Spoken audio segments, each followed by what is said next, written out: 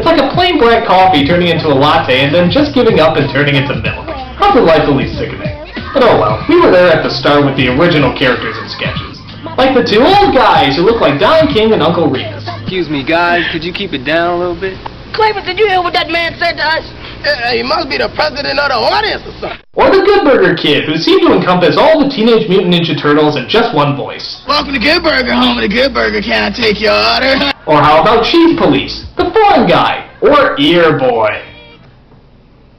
Alright, some of these characters did seem like satires of satires, but they weren't all like that. Some of them were pretty good. Like, I love the librarian who would always try to keep peace and quiet in the library by yelling at the top of her lungs. Quiet! This is a library! That's funny enough, but then she proceeds to yell on the phone, eat chips, play the drums, and even do some construction work. That's actually pretty funny.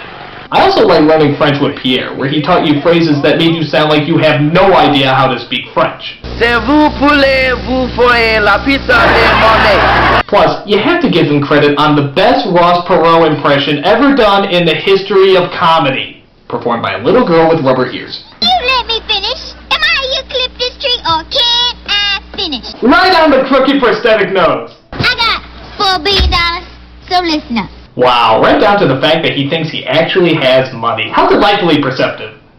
And speaking of impressions, here's a weird little coincidence. Kenan Thompson, who would go on to do Bill Cosby on Saturday Night Live, is actually doing Bill Cosby here as a little kid. Then you go grab a permanent marker and proceed to write her name on the forehead. He grew into it. Now, like I said, this show was hit and miss, so there were certainly a lot of sketches that weren't that funny, too.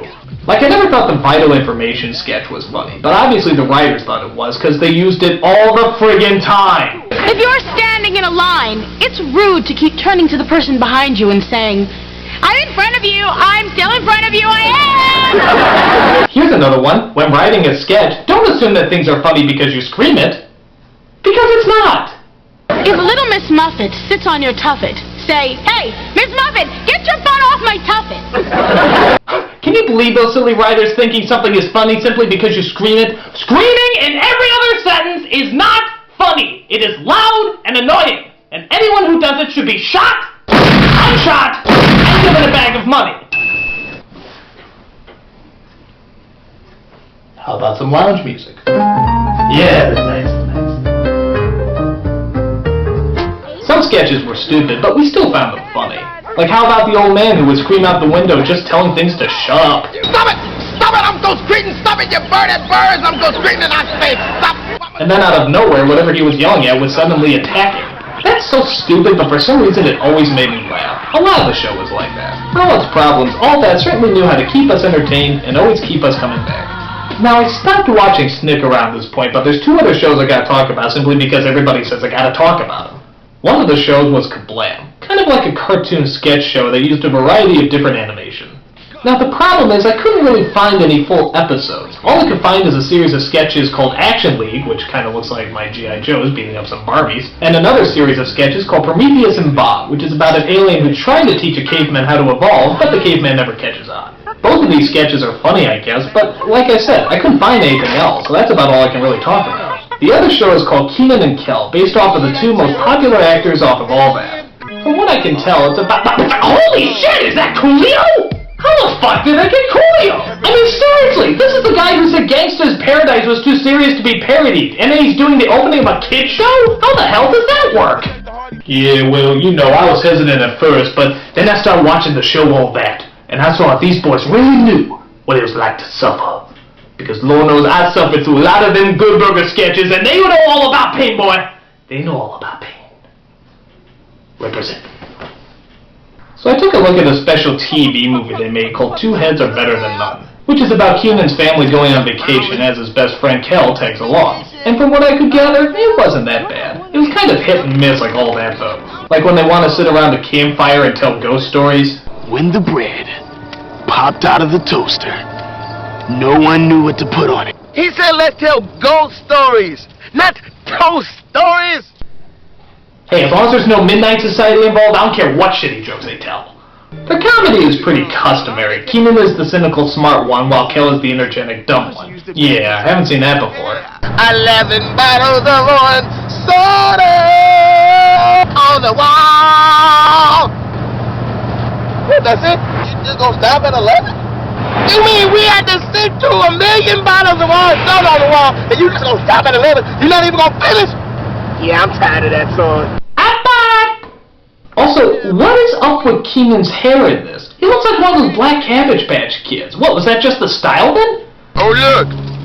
The fire's dying down. Maybe I should go get some more wood for it. Actually, Keenan's starting to sound a little familiar to me, too. Yeah, 'cause I'm not dead. I just want to get some more wood for it because it's flaming. I never thought he sounded like any Keenan Thompson. I never thought he sounded like Bill Murray from Candy Shack. It's the greatest movie I've ever seen in my life!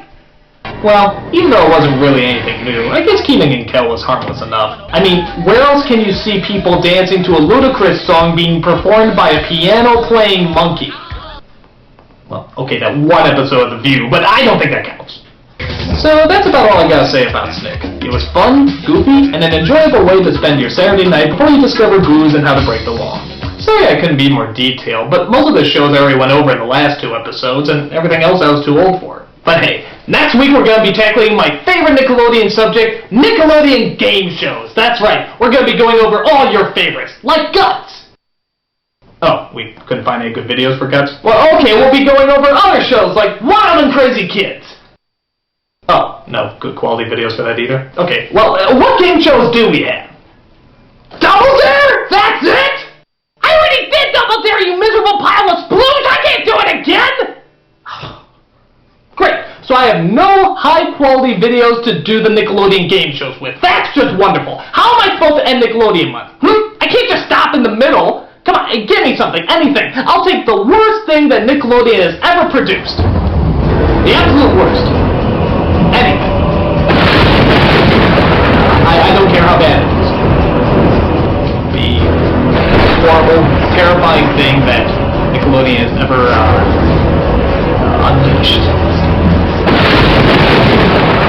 As I contend. So, tell me, Nick, what exactly do you have in mind for me to look over?